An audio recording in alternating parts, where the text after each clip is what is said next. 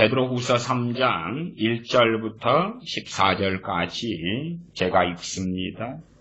사랑하는 자들아, 내가 이제 이 둘째 편지를 너희에게 쓰노니 이 둘로 너희 진실한 마음을 일깨워 생각하게 하여 곧 거룩한 선지자의 애언한 말씀과 주 대신 구주께서 너희의 사도들로 말미암아 명하신 것을 기억하게 하려 하노라.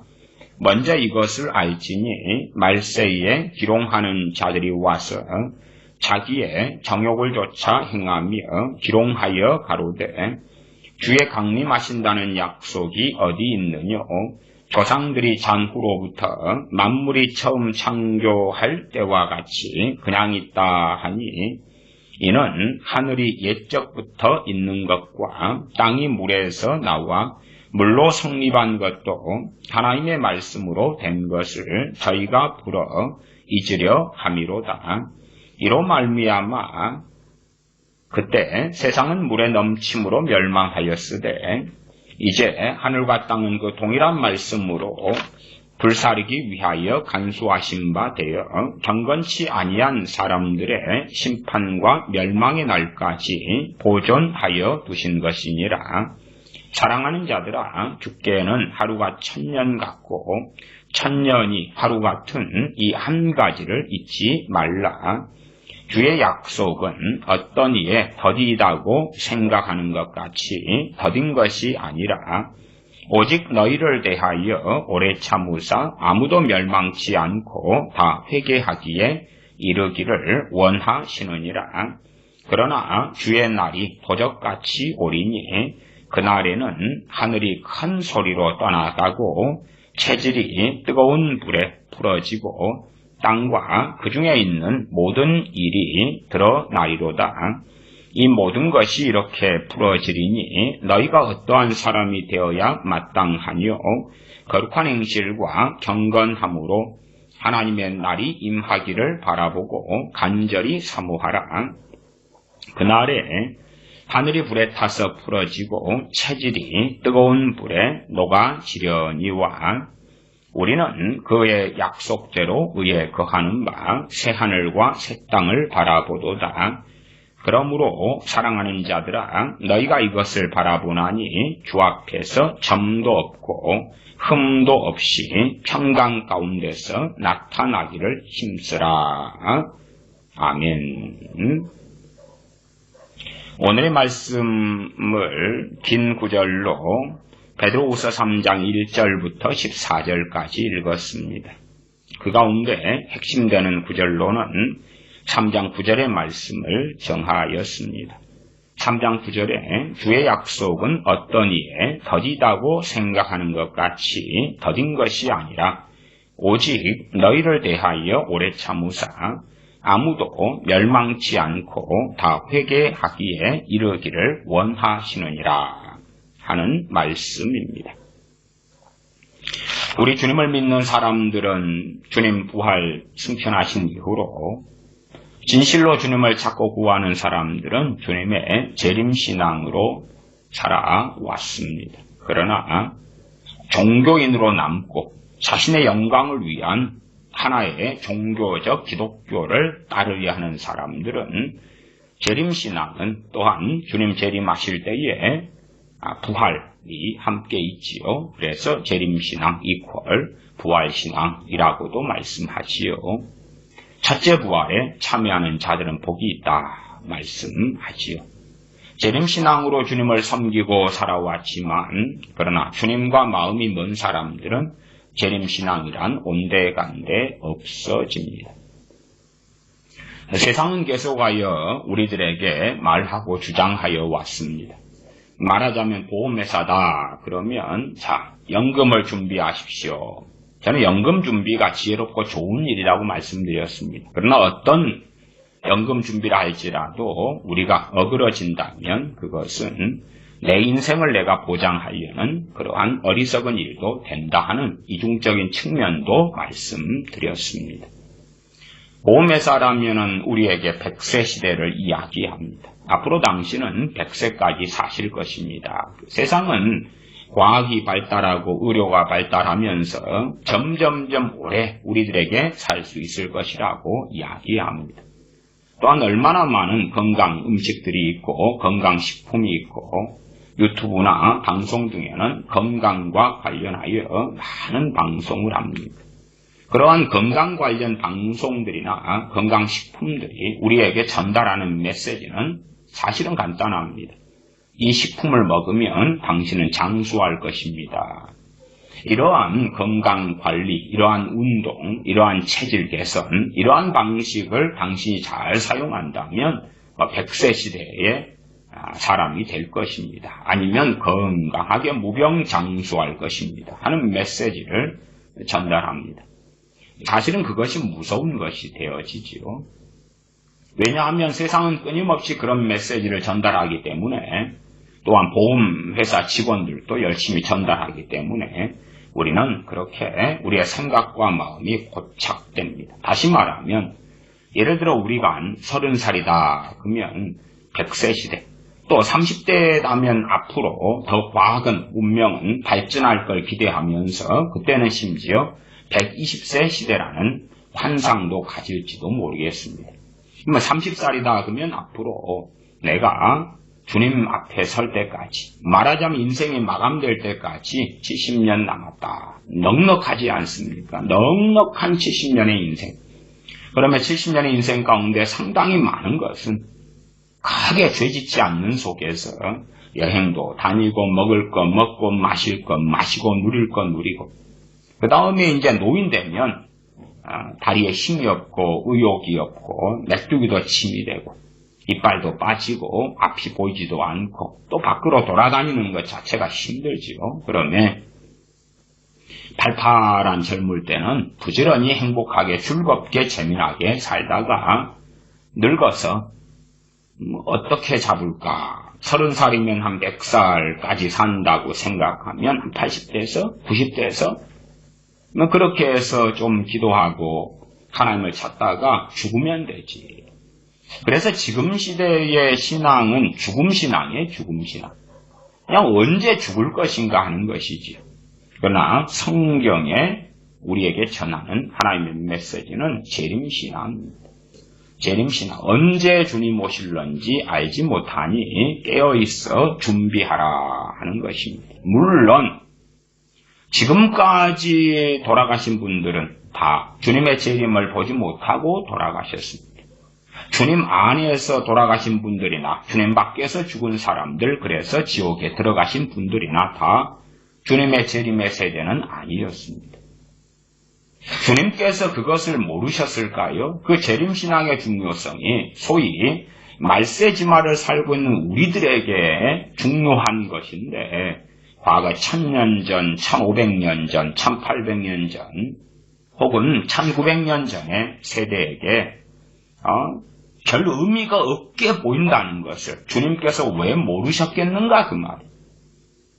주님께서 그의 종들 이 베드로 사도 등을 통하여 말씀하실 때에 아무리 그날과 그 시는 아버지만 아신다 할지라도 주님은 아시지 않습니까? 복음이 천한 만민에게 증거돼야 끝이 올 것이라고 말씀하신 주님께서 왜 모르시겠는가 그 말이에요.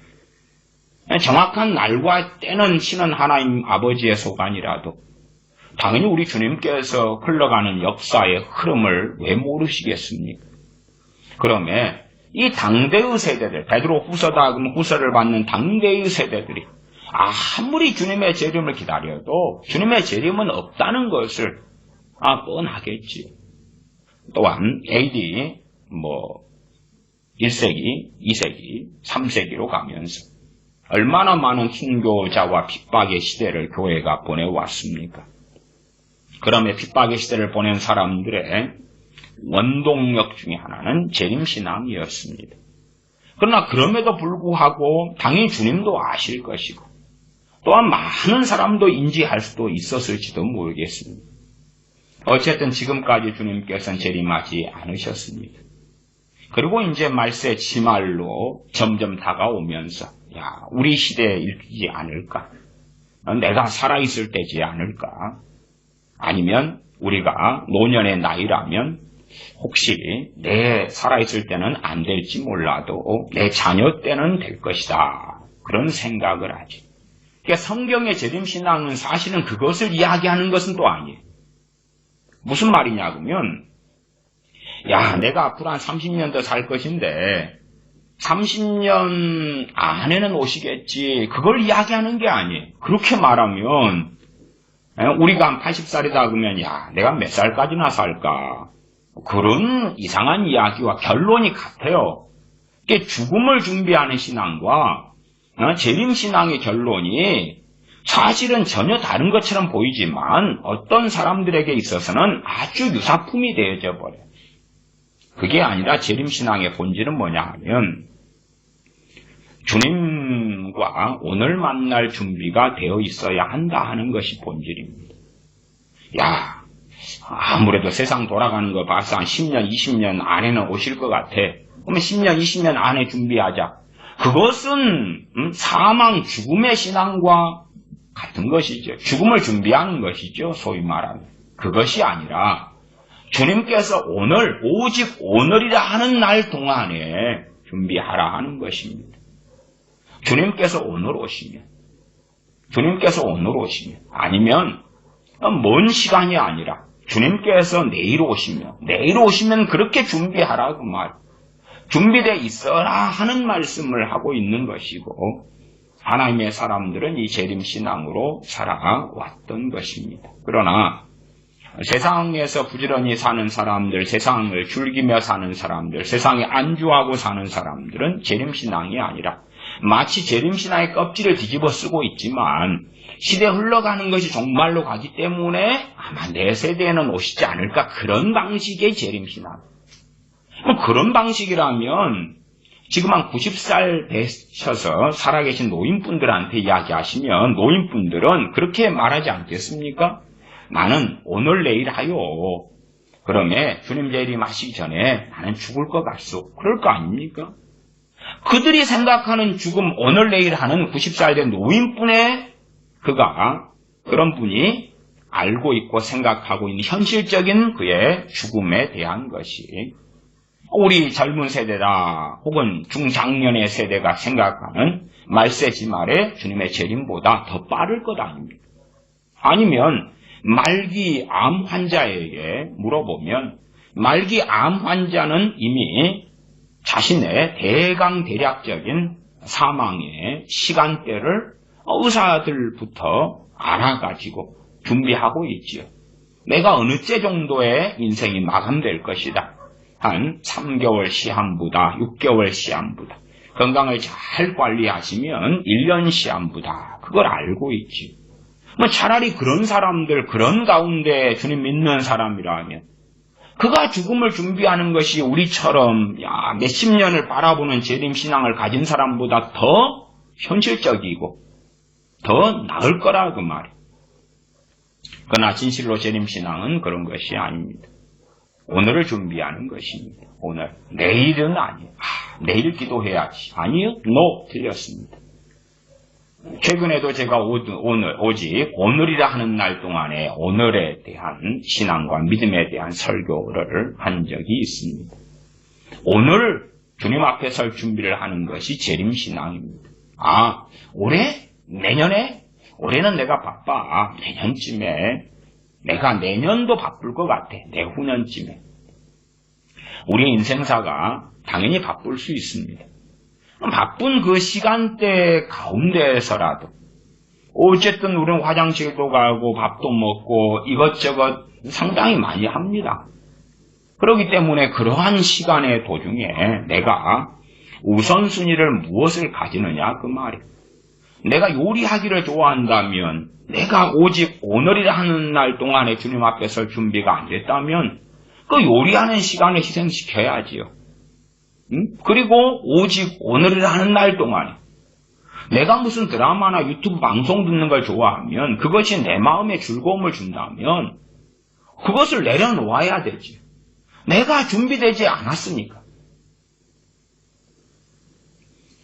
오늘의 말씀은 재림신앙이면서도 지난 시간 성령 충만에 이어지는 말씀이 되어집니다.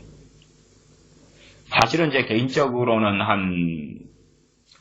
몇 주 전에 우울증에 대한 설교를 할 마음이 있었습니다. 그래서 우울증에 대하여 설교하게 하시는구나. 과거도 우울증 관련 설교를 몇 편을 했더랬습니다. 그래서 우울증 설교를 해야 되는갑다. 그렇게 이제 생각하고 우울증 설교를 하려는데 갑자기 우울증 설교가 사라져버린 거예요. 그러니까 주님께서 거둬가셨다 하는 것이 제게는 맞게 보입니다.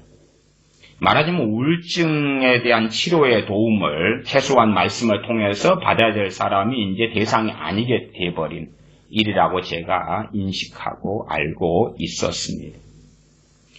그러면 성령 충만과 이제 결부되는 이야기입니다. 주님 오실 준비가 되는 재림신앙을 가진 사람들이 준비할 것이 뭡니까? 성령 충만입니다.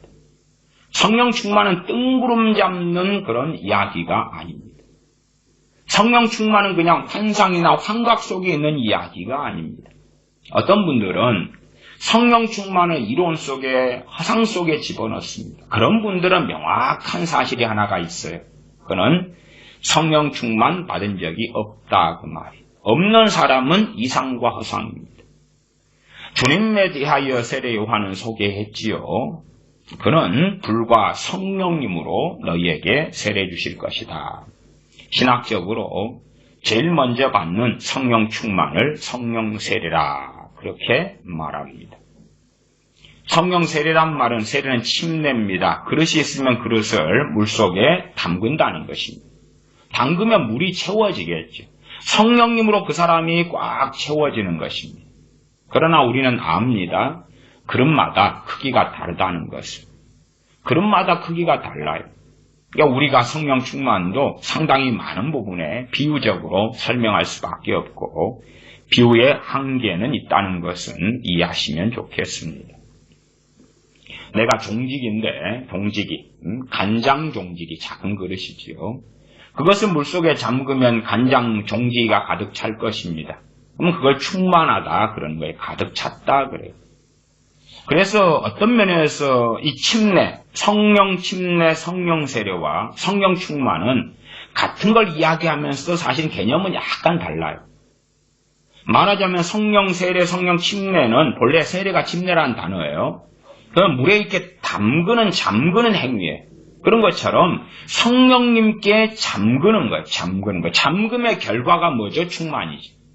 잠금의 결과가 충만.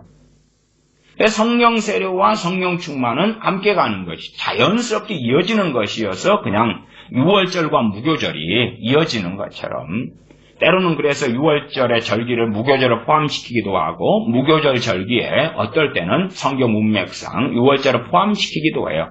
유월절이 1월 14일이면 15일부터 7일간이 무교절이었기 때문에 하나로 그냥 묶을 때의 말씀들이 함께 있어요. 때로는 이것이 유월절과 무교절을 분리시키느냐 혹은 유월절 안에 무교절을 넣느냐 무교절 안에 유월절을 포함시키느냐 이렇게 문맥적으로 구분을 해야 될 때들이 존재하지요. 어쨌든 성령 침례 성령 세례를 받으면 그 결과로 성령 충만이 와요. 성령 충만. 우리의 세례가 주님 믿고 영접한 다음에 단 한 번의 세례를 받는 것처럼 물세례 이야기하는 것입니다. 그런 의미에서 신학적으로는 성령 세례도 단 한 번이다. 그렇게 말씀드리죠. 그래서 성령 세례의 당연한 결과로 성령 충만이 옵니다. 그러면 성령 충만을 경험한 사람과 그렇지 않은 사람들은 극명한 차이가 있어요. 그래서 성령 충만을 잘 모르는 사람들은 말씀 속에 들어가서 정말로 주님의 사역이 불과 성령님으로 세례 주시는 사역이다.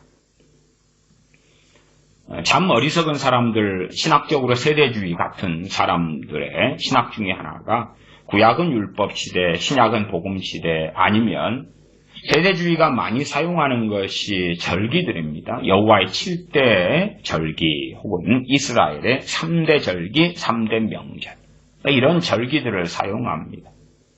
절기들을 사용해서 절기들이 7대 절기 그러면 유, 무, 초, 유월절, 무교절, 그 다음에 토실절, 유무초, 그리고 오순절이 있죠. 7.7절, 오순절. 오순절, 나팔절, 속죄절, 초막절 그렇게 가지요. 어쨌든 그리 7대 명절을 가지고 이제 막 나누어요. 말하자면 오순절부터는 성령님의 시대, 그전에는 초실절까지, 초실절이 주님의 부활하는 그 날을 이야기합니다. 다른 말로 지금의 초실절은 부활절이죠. 부활절. 오순절인 7.7절 성령 강림절이 됩니다. 그 다음에 이제 나중에 언제 출애굽기나 구약성경 강의할 때 다루게 되겠습니다만은 맥추절과 7.7절 막 혼용되어 있는데 좀 그런 의미도 언제 더 자세하게 이중적인 의미로 번역도 그리 됐고 복잡하게 됐어요. 어떨 때는 초실절이 맥추절이 되고 어떨 때는 오순절 7.7절이 맥추절이 되는 아주 복잡한 상관관계가 있어서 이제 그런 것은 좀 복잡한 이야기지만 절기설교할 때 다룰 필요가 있게 될 것 같습니다. 절기에 빠지는 사람들은 자꾸 나누려고 그래. 이제 지금 오순절 이후에 교회 시대고 그때 이후로 성령님의 시대고 어쩌고 저쩌고. 주님께서 불과 성령님으로 세례해 주시는 분이시다. 오순절 성령님의 강림이 누구로부터 오는 것입니까? 주님으로부터요. 성령 충만이 누구로부터 오는 것입니까? 주님으로부터입니다. 성령 세례가 누구로부터 오는 것입니까? 주님으로부터 오는 거예요. 그러니까 나누는 사람들은 성경을 이해를 못하는 사람들. 또 교회 시대도 사도행전 스데반 집사님의 설교를 들으면 이미 광야 시대 때부터 광야 교회라고 성경이 명시하고 있어요. 그러면 그러한 성경의 본문의 이해도 잘 못해버리면 얼마나 어리석게 되어지겠는가 하는 것은 뻔한 이야기가 됩니다. 그러면 이제 정지기가 있고 큰 그릇이 있다. 그리고 물에 담그면 그 그릇의 크기만큼 물이 찰 것입니다. 또 다른 것도 있어요. 성령 충만을 받는 사람마다 그 정도의 확연한 차이를 제가 비유로 말씀드리는 것입니다. 또 어떤 사람은 그릇은 큰데 그릇 안에 이미 뭐가 채워져 있다면 어떻게 할 거야? 그냥 그릇이 큰데 거기에 10원짜리 동전으로 절반이 채워져 있다면 그리고 그 10원짜리 동전으로 절반 채워진 그릇을 물에 담그면 10원짜리 동전 부분까지는 이미 채워져 있으니까 상관이 없을 거고 그 위가 채워지겠지요. 그리고 이제 그 물을 따르면 그러면 10원짜리 동전이 남겠지. 물이 다 따라지면. 그러면 10원짜리 돈을 사랑하는 탐욕이다 하면 그 물이 따라지면 그 사람의 탐욕과 정욕은 그대로 드러납니다. 우울증에 대해서 세상 사람들에 대한 일반적인 우울증에 대한 이야기는 할 필요도 없고 안 하겠습니다. 또한 우울증에 대한 설교도 아니기 때문에 그냥 예제로 말씀을 드리는 겁니다. 우리 주님 믿는 사람들은 세상 사람보다 우울증 걸리기가 훨씬 어렵습니다. 훨씬 어려운데 세상 사람들이 걸리는 우울증에 우리 믿는 사람들이 걸렸다면 정말 하나님과 많은 머나먼 길에 머나먼 멀리 떨어졌다는 것을 의미하는 거예요. 정말 많이 떨어졌다. 떨어지려면 하나님 앞에서 강팍하고 강팍한 많은 시간들을 보내고 또 보내야 하는 것입니다.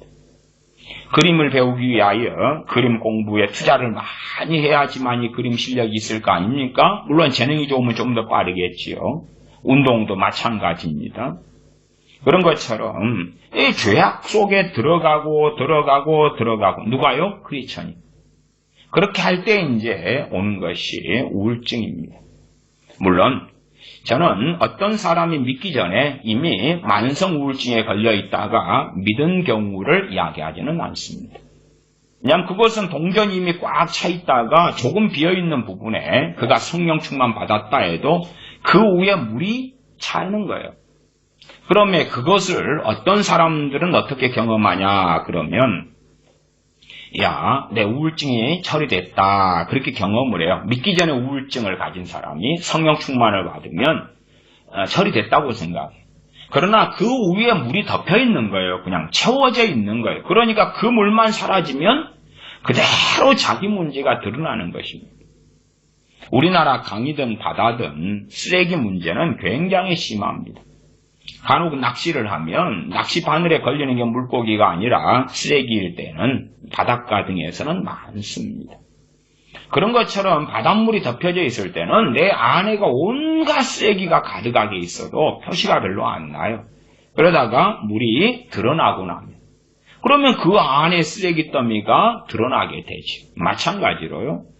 우리가 성령 충만 받는다는 것이 내게 있는 쓰레기들이 치워지는 그런 것하고는 상당히 달라요. 그냥 그 위에 덮이는 방식, 그 위에. 그러면 성령 충만 받은 다음에 내 모든 문제가 해결된 것처럼 기쁘고 평안하고 감사하고 즐거움을 누릴 수 있겠지요. 그 다음에는 그 성령 충만을 신속하게 까먹은 다음에 상대적 박탈감은 심해지겠죠. 왜 나는 이리 비참한가? 왜 그 전에 비참하게 살다가 하나님의 은혜로 성령 충만 받아서 그 비참함의 시간이 최소 몇 달이라도 없어졌어요. 그러면 나 죽을 때까지 이 평안과 기쁨과 즐거움을 누리는구나. 너무 좋다. 그리고 말씀을 상고하지도 기도하지도 예배하지도 찬양하지도 않아요. 그냥 형식적으로 기도하는 신용, 찬양하는 신용, 예배하는 신용만 하는 경우. 성령 충만이 신속하게 사라지죠. 그 다음에는 자기의 민낯이 그대로 드러나요. 자기의 민낯이. 그런 자신의 민낯이 드러나는 사람 가운데 과거 왕년에 성령 충만을 체험했던 사람들이 또한 성령 충만에 대한 이상한 주장과 가르침들을 하는 것. 또한 그런 목회자들이 그런 이야기를 하는 것은 새로운 일도 아니고 신기한 일도 아닌 것을 봅니다. 어쨌든 믿는 사람들이 걷는 길이 성령 충만의 길을 걸을 때에 그때의 성령 충만한 가운데 이제 그 가운데서 그 쓰레기들을 처리해야 하는 것입니다. 성령 충만이 있을 때에 내가 쌓아가지고 있는 쓰레기를 처리할 수 있는 길이 열리는데 그 성령 충만할 때에 말씀을 상고하면 말씀이 때론 깨달아지고 때론 믿어지고 말씀이 역사하고 또한 기도할 때에 하나님께서 기도에 응답하시면서 우리가 쌓아놨던 이 쓰레기들을 치워갈 수가 있는 시간이 됩니다. 그러나 그런 기회를 주셨는데 성령 충만을 통하여 그러나 우리가 전혀 우리가 쌓아놨던 쓰레기들의 죄악의 오물덩어리들에 관심이 없고 마치 다 처리된 것처럼 생각해버리면 어느 때 되어져서 성령 충만을 거두어 가시게 되고 다른 반면으로 성령님을 소멸치 말라 했던 말씀처럼 성령님을 이제는 우리가 소멸하는 지경에 이르게 된다 하는 것입니다. 비정상적인 신앙생활은 바르게 하지 않은 것인데 그것은 성령 충만을 모르고서 신앙생활하는 사람들의 신앙생활은 정상이 아니다. 그건 비정상이다. 비정상. 영적 세계를 알 수가 없지요. 미루어 짐작하거나 공상 속에 있어서 엉뚱한 상상을 하게 됩니다. 간혹 제가 전화로 어떤 분들과 상담을 좀 하는 경우가 있어요. 그 다음에 이제 나중 시간이 흘러서 전화로만 통화했던 분을 얼굴을 대면하여 뵐 때가 만날 때가 있어요. 그때 되면 당연히 좀 당황스럽죠. 물론 서로가 다 당황할 때도 있습니다. 예전에는 그런 일이 있었어요. 왜 특별히 당황스럽냐 그러면은 제가 전화를 통화하면서 목소리를 가지고 상대방의 모습을 추측을 하거든요. 추측을 해요. 저는 호구조사를 좋아하지 않기 때문에요. 그냥 저분이 몇 살이고 가정 형편이 뭐고 직업이 뭐고 어느 학교를 나왔고 뭐 그런 것 자체에 관심이 없거든요. 또 묻지도 않고 그러니까 잘 그런 것을 가지고는 생각을 안 해요. 그냥 본인이 밝히시지 않는 한은 또 밝히셔도 기억도 안 할 뿐이고 어쨌든 그래서 목소리만 듣고 이제 추측하는 게 있어요. 그 다음에 직접 만나고 나면 목소리를 가지고 이제 이분은 약간 통통하신 분이겠다. 아니면 빽빽하신 분이겠다. 당연히 목소리로 남자니까 이렇게 생기시지 않았을까. 저렇게 이렇게 생각하고 막상 만나면 제가 생각했던 그 환상, 그 사람에 대한 이미지를 그렸던 것하고 그렇게 직접 만나서 그분에게 그분 입에서 나오는 목소리 들을 때에 매칭이 잘 안 돼요. 거꾸로 막 헛갈려요. 야, 저분은 이런 목소리를 내면 안 되는데, 막 그런 것. 또 이 목소리를 가진 분은 저런 생김새가 되면 안 되는데, 간혹 그런 생각을 할 때가 있어요. 그런 것처럼 성령 충만을 경험하지 않은 사람들은 정상적인 신앙생활을 시작한 게 아니에요. 시작한 게 아닌데, 그런 사람들이 생각하는 신앙의 세계와 환상이 있어요. 그리고 그리 달려가는 것입니다. 실제로 성령 충만이 여러 방식으로 오지만 그 가운데 어쨌든 성령 충만에 대한 많은 설교는 했으니까요. 성령 충만을 지금의 자녀 세대는 거의 받지를 못해요. 그냥 성령 충만의 모조품들이 있어요. 요즘에 귀신들은 그런 모조품을 참 많이 사용합니다. 또한 사람들도 그런 모조품을 많이 사용해서 목회를 하고 집회하기를 좋아합니다. 모조품은 뭐냐 하면 성령춤 같은 것, 그러한 비정상적인 어떤 것, 음악을 찬양이나 어떤 복음성과의 음악을 즐기는 것이 그냥 음악 속에 빠져서 흔들고 이러고 저러고 살아가는 것이 그런 음악적인 감흥을 성령 충만이라 그러거나 아니면 뭔가에 뻥뻥 넘어뜨리는 것 많이 있지요. 그냥 불러 그리고 자빠져요. 그 다음에 성령 충만 받았다든지 그런. 주님을 잡으러 온 사람들에게 누가 나사렛 예수냐 할 때에 주님께서는 내가 그다. 그러시면 주님 칼과 몽치로 잡으러 온 사람들이 주님 말씀 듣자마자 다 뻥뻥 쓰러졌어요. 뻥뻥 쓰러져. 그러나 그들은 변화된 것도 아니고 성령 충만을 받은 것도 아니에요. 전혀. 그런 성경 말씀을 기억해야 될 것 아닙니까? 또한 때로는 천사들의 그 능력이 압도되어서 하나님의 사람이 쓰러질 때도 있어요. 쓰러지지만 벌벌 떨어요. 그 천사들이 가진 권세에 압도되기도 해요. 그 자빠졌다 해도 그것이 성령 충만하고 상관이 없는 것이에요. 그냥. 그러면은 뇌졸중 같은 걸로 졸도하거나 현기증 나서 쓰러지면 그것도 성령 충만인가요? 그런 뻥뻥 넘어지고 쓰러뜨리는 걸로 현혹과 미혹을 참 많이 하는 그런 세대 가운데 살아가지고 또 손을 하늘 향해 든 다음에 손이 찌릿찌릿하거나 아니면 머리카락 한 올이 찌릿찌릿하다 아니면 가슴이 찌릿찌릿하다 그러면 성령 충만 받았다 아니면 임재가 있다. 그래서 요즘에 성령 충만을 다 속이고 덮어버리는 무섭고 끔찍한 단어 중에 하나가 주의 임재, 하나님의 임재, 그 임재예요. 성령님의 임재. 시내산에 하나님께서 임하셨을 때, 임재하셨을 때에 그 시내산 앞에 있는 이스라엘 백성이 성령 충만을 받았습니까? 그런 것하고는 별로 상관이 없죠.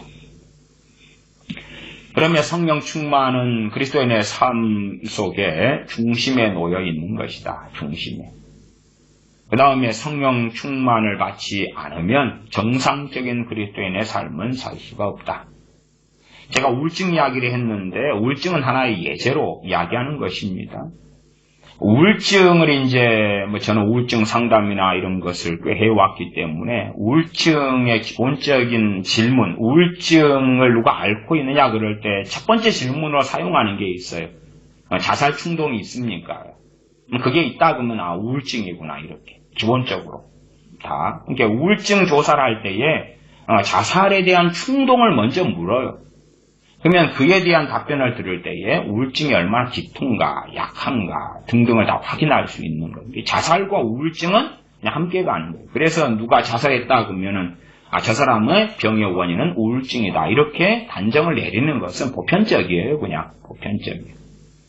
그러면 믿는 사람이 우울증 걸렸다. 다른 말로 하면 보편적인 증상으로 어떤 자살에 대한 마음이 있다. 아니면 자살보다도 이런 게 있죠. 그냥 자살인데 아닌 것처럼 가장하는 또 다른 방법이 뭐냐 그러면 내가 자고 있는 중에 그냥 하나님께서 나를 불러가셨으면 좋겠다. 그런 것이죠. 그것도 또 다른 지금 우울증의 양상으로 자살의 다른 양상입니다. 내가 자고 있을 때 심장마비로 죽었으면 좋겠다. 그런 사람들은 죽어도 주님 앞에 서지는 못합니다. 왜? 준비 안 된 사람들이거든요. 그러니까 준비 안 된 사람들이 유감스럽게 너무 담대해요. 왜냐하면 주님 앞에 설 준비가 안 된 사람들은요, 그 사람 눈에는 주님은 안 보이고요, 세상만 보여요. 세상만. 세상밖에 없어요. 세상밖에 없기 때문에 세상에서 내가 겪는 것이 그에게 가장 큰 고통이 되는 거예요. 가장 큰 고통. 그러니까 죽으면 끝난다고 생각하는 거고, 더군다나 그가 주여 주여 하고 살아가기 때문에, 소위 기독교를 종교로 믿고 있기 때문에 죽고 난 다음에는 천국이지. 아니면 그렇게 이제 신앙과 믿음이 다 밑바닥까지 떨어져 버린 사람들은 죽은 다음에 천국과 지옥은 뭐 있다고 들었어. 아니 과거에 열렬하게 믿었지만은 흐릿하게 변하는 거지. 그리고 그냥 죽은 다음으로 모든 걸 잊고 싶다. 끝내고 싶다. 그러나 스스로 목숨은 끊지 못하니까 그냥 죽음을 기도하는 거지. 제가 나이 드신 믿는 분들을 만나면, 노인분들을 만나면 아마 절반 가까이 이리저리 되는 것 같아요. 절반 가까이 쪽은 목사님, 빨리 하나님께서 나를 불러가시도록 기도 좀 해주십시오 하는 것입니다.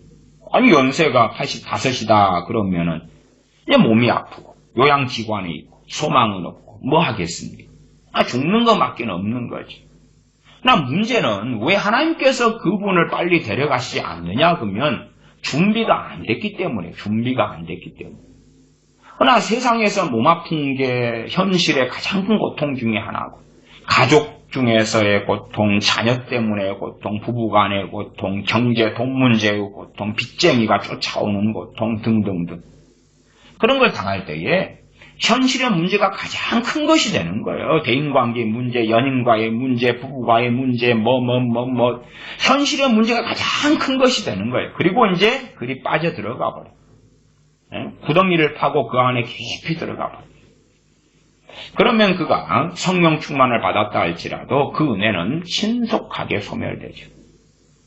그래서 믿는 사람은 불신자가 가지는 우울증보다 우울증 걸리기 훨씬 어려워요. 훨씬 어렵다는 이야기는 사실은 상황은 훨씬 더 심각해졌다. 그런 것과 같은 것입니다. 흙집이 있다면 흙집을 무너뜨리는 것은 쉬워요. 그러나 벽돌집은 좀 더 어렵죠. 그러나 콘크리트로만, 철근 콘크리트면 더 어려운 건데 무너뜨려 버렸어요. 흙집을 무너뜨렸으면 그 다음에 흙집을 좀 보강하면 되겠지요. 철근 콘크리트 집을 무너뜨려 버렸다면 훨씬 더 많은 경비와 돈을 드는 것은 당연한 것이에요. 크리스천들이 우울증에 걸렸다 그러면 상황은 굉장히 심각하다. 그런 걸 알 수 있고, 우울증에 그나마 좀 경미한 정도가 그냥 자고 있을 때 나를 데려가셨으면 좋겠다. 그러나 유감스럽게 여러분들이, 그런 분들은 돌아가셔도 주님 앞에 못 서고요. 그 정도 표현하고 말겠습니다. 10중 8구 지옥으로 가게 되실 것입니다. 10중 8구. 정말 주님께서 나를 부르실 때, 또한 주님 앞에 설 준비가 될 때 가는 것이 맞고요. 그 준비되는 것의 가장 핵심은 성령 충만입니다. 성령 충만. 이제 제가 충만이라는 단어를 두 가지 의미로 주로 사용합니다. 그건 이해해 주셨으면 좋겠습니다. 충만이, 첫째는 가장 보편적 충만은요, 내가 그릇이 여기서 여기까지 있다 그러면 요 끝까지, 끝까지 다 차는 게 충만이에요. 다 차는 게 충만이에요. 그러나 이제 또 다른 의미로 또 사용하는 충만은 뭐냐 그러면 어느 정도 넉넉히 찼다 이런 의미의 충만도 사실은 성경에서 좀 보시면 많이 사용되고 있습니다. 이게 가득 찬 게 충만이지만 성령 충만이 가득 찬 것만을 이야기하는 건 아니다 그 말이에요. 우리가 어느 정도까지 찼으면 충만하다 그 말이에요. 이런 식의 표현을 써보겠습니다. 내가 자동차를 몰고 한 100km를 가는데 기름이 지금 100km 갈 정도가 있느냐, 충분하다. 그런 의미에서 충만이라는 단어도 쓴다 그 말이에요. 이 두 가지 개념을 사용한다는 것을 기억하셔야 됩니다. 그래서 제가 지난 시간에도 성령 충만하지 않으면 주님 배울 수 없다. 그럴 때 그 충만이라는 것이 100% 가득 찬 걸 이야기하는 게 아니에요. 마태복음 25장에 10처녀 가운데 슬기로운 5처녀는 기름을 준비했어요. 기름은 당연히 성령님의 역사하심, 성령님의 충만하심이지. 그런데 기름은 양이 있을 거라 그러면 양이. 근데 기름이 있다 그 말이에요. 그러면 최소한의 기준은 뭐냐 하면 등을 들고 있고 그 등에 불을 붙이고 등에는 기름이 필요하죠. 등에는 심지가 있고요. 그 위에 기름을 보충합니다. 근데 주님이 언제 오실지 모르는데 신랑 되신 주님께서 오실 때까지의 기름이에요. 오실 때까지의 기름. 더 넉넉할 수도 있겠지만 그러나 절대 부족하면 안 되죠. 신랑 되신 주님께서 오셨는데 기름이 떨어져 가지고 불이 꺼져 버리면 이제 그 사람은 해당이 없다 그 말이에요. 그러면 우리가 기름이 있긴 있어. 그런데 아주 미미하고 적어. 그러면 당연하게 기름을 보충해야 되는 것이 보충해야 돼. 근데 보충하지 않고 미미하고 작은데 그냥 시간을 보내버리면 꺼져버리는 것입니다. 꺼져버려. 자동차도 기름이 조금밖에 남지 않았을 때에 자동차 계기판을 보시면 신호가 들어옵니다. 그걸 소위 앵꼬가 나는 신호. 자, 빨리 기름을 보충하셔야 됩니다. 그리고 깜빡 할 것입니다. 그리고 이제 시간이 지나면 기름이 다 떨어져 버려요. 보충할 때를 넘겨버리면 깜빡 그럴 때. 그때를 넘겨버리면. 물론 지혜로운 사람들은 깜빡 하는 신호가 들어오기 전에 이 기름에 이 계기판을 확인하는 가운데 충분히 기름을 넣겠지요. 물론 기름도 마찬가지예요. 넉넉히 넣어가지고 자기가 생활할 때 쓸 정도의 기름을 가지고 움직이지. 그냥 깜빡 불이 들어왔는데 문제가 기름을 보충할 만한 주유소가 그 기름을 쓸 때까지 없다면 어떻게 할까? 문제가 되죠. 이제. 지금 이 깜빡 하는 기름 가지고는 50km밖에 못 달리는데 50km 반경 안에 주유소가 없어요. 그럼 골치 아프죠. 그렇게 해결하려면 골치 아프죠. 그러니까 자기가 어디를 가는데 기름이 적어. 그리 갔을 때 주유소가 있느냐까지도 다 계산하지. 가스차 같은 경우는 그 계산을 더 많이 해야 되겠죠. 가스 충전소는 기름 충전소보다 주유소보다 좀 더 적으니까 가스 충전하는 사람들 계산을 더 잘해야 되겠죠. 전기차는 훨씬 더 그래야 될 것이고요. 테슬라 전기차 같은 거. 그러니까 충전되어져 있느냐. 그 다음에 깜빡 불이 들어왔다. 그럼 그것이 내게서 그 신호가 왔느냐를 확인해 봐야 되지. 자동차 운전하는 사람들이 자기가 신앙생활을 하는 사람들, 다른 말로 하면 그런 사람들이 자기가 지금 기름이 있느냐 없느냐, 기름이 어느 정도 남았느냐 계기판도 확인 안 하고 앵꼬 상태에 빨간불이 들어와 있는데도 계속 운행하면 결국은 멈추고 말 것이.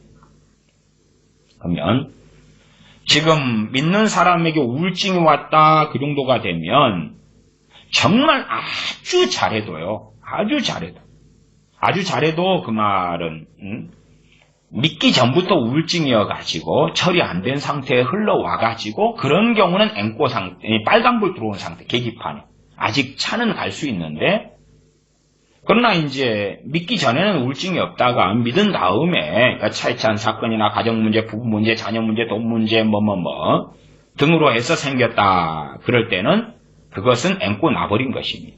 거의 대부분 바닥까지 떨어져 버립니다. 바닥까지.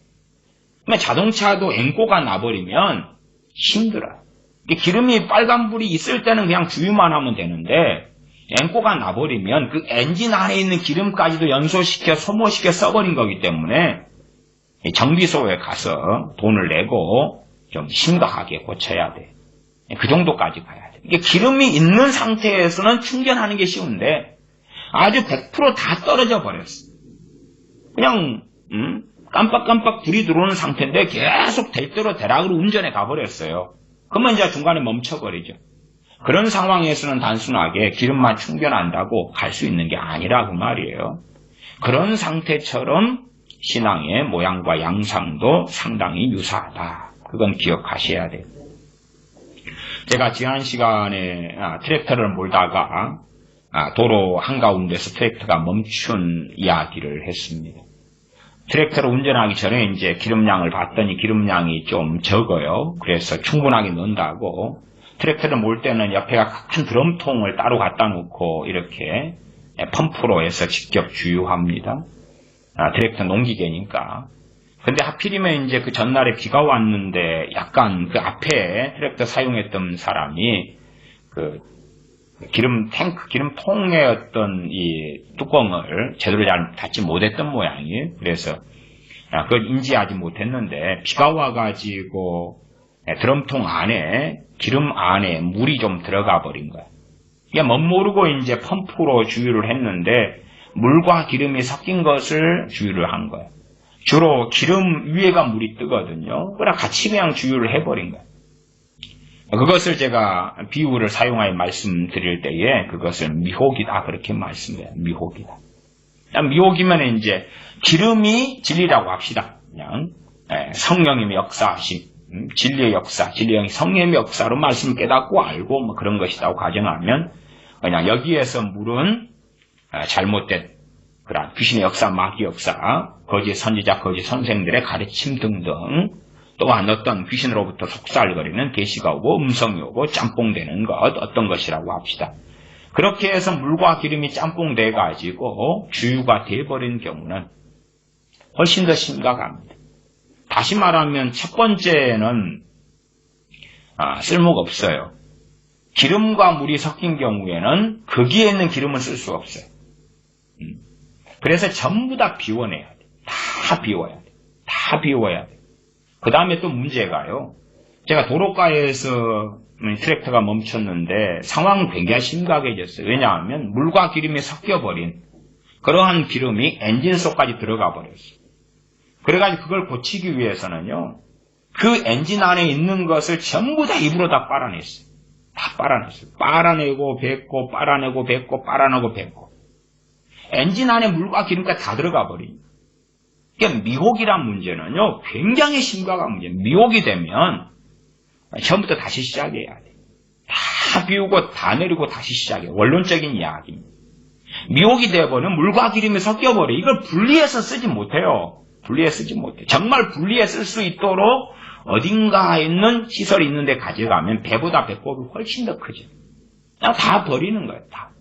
그래서 기름 탱크에 있는 것도 물과 기름이 섞인 것도 다 뽑아냈고 그 다음에 엔진 속에 있는 것도 입으로 호수를 대놓고 다 빨아냈어요. 다 빨아내고 입에 기름 범벅이 되도록 빨고 뱉고 빨고 뱉고 빨고 뱉고 다 그랬어요. 그런 다음에 이제 깨끗하게 물과 기름 섞인 걸 다 뺀 다음에 기름 보충하고 그 다음에 이제 작동시키는데 돈도 많이 들고 고생도 많이 하고 도로가에 멈춘 것을 끌고 가야 되잖아요. 농기계, 자동차 수리소가 농기계 수리하는 데까지 끌고 가고 이것저것 굉장히 힘들었어요. 너희가 심은 대로 그대로 거두는 거예요. 그런 것처럼 미혹에 빠져버렸다. 미혹에, 진리 안에 미혹에 빠져버렸다 그러면은 다 비우고 다 버려야 돼. 밑바닥까지 떨어져 버렸다는 걸 이야기하는 거예요. 어떤 사람은 미혹에 빠진 다음에 이제 또 죽기를 구하는 사람도 있어요. 근데 그런 사람도 아직 제정신을 못 차린 거예요. 왜냐하면 자기가 주님 앞에 설 준비가 됐다고 착각하는 거예요. 준비가 됐다고 착각하는 거예요. 기름 준비가 돼 있어야 된다니까요. 언제의 기름요? 주님 오실 때까지의 내가 등을 들고 있고 등을 밝힐 수 있는 기름이에요. 주님은 언제 오실지 몰라요. 그래서 그것을 성령 충만이라 그럽니다.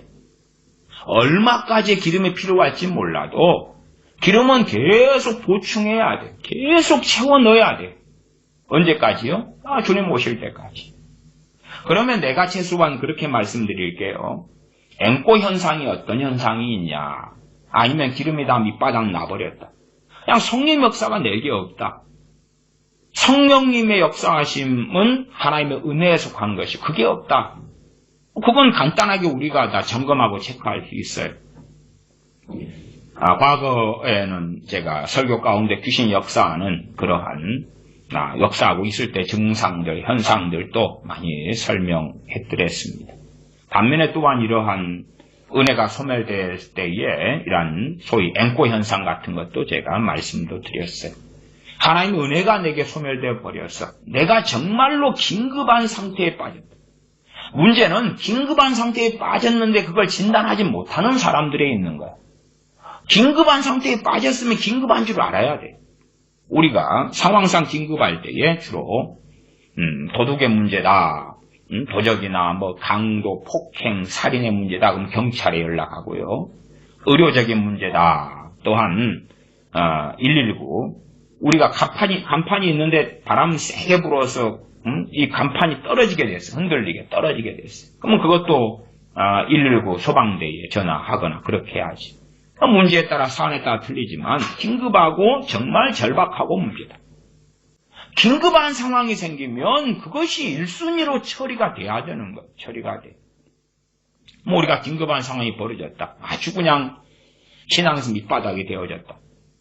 그리고 다른 말로 지금 죽으면 기름 준비하지 못한 자로 주님 만날 수 없다. 지옥에 떨어진다. 기름 준비하지 못했으니까 기름이 있으면 되죠. 언제요? 주님 만날 때 기름이 있으면 돼요. 그래서 한평강도는 그때 켤 기름만 있었겠지요. 비유로 하자면 그런 것일 수 있어요. 그냥 성냥인데 성냥에 불을 착 붙였어요. 그러면 성냥이 타들어가죠? 책 타들어가요. 성냥이. 근데 그때 타들어가는 중에 죽었어요. 그러니까 구원받았지. 이 막판 뒤집기. 한평강도가. 그러나 성냥은 불을 켜가지고 있는데 비웁니다. 10분 뒤에 주님 오시면 이 성냥불이 살아있겠어요? 없죠. 없어. 그런 것처럼 심지가 등에 있어서 당장 불을 붙였어요. 그러면 심지가 타들어가잖아요. 또 전에 좀 썼던 그 기름이 심지 안에 조금 남아있어요. 미세하게. 그러니까 좀 더 타겠죠. 몇 초든지 얼마든지 더. 약간 더. 그러나 심지가 타면서 꺼져버릴 거 아닙니까? 기름 준비가 되어져야지 주님 만나는 거예요. 그러나 이제 정말 확실한 기름 준비는 성령 충만이에요. 성령 충만. 성령 충만을 받으면 성령 충만은 상당히 강력하게 이 기름을 리필하는, 다시 채워넣는 능력과 역사가 있어요. 그다음 성령 충만은 일반적으로 그 사람이 너무나 태만하고 나태해서 아니면 세상을 즐겨서 세상에 빠져버리지 않는 한은 상당히 오래 갑니다. 아주 세상에 빠져버린 사람을 봤어요. 제가 목회하고 전도하고 세례주고 주님 믿고 이런 사람 가운데 당연히 저는 예수님 믿으면은 성령 충만은 그 다음 순위. 그렇게 알고 목회하고 사역하니까 누가 주님 믿을 때에 함께 성령 충만 받게 하려고 애를 써요. 그러니까 대부분 주님 믿고 영접할 때에 짧게든 길게든 간에 성령 충만을 받도록 돕고 섬기고 그리고 성령 충만들을 받으셔요. 그러나 어떤 분은 정말로 신속하게 성령 충만을 소멸해 버리시는 분. 한 일주일.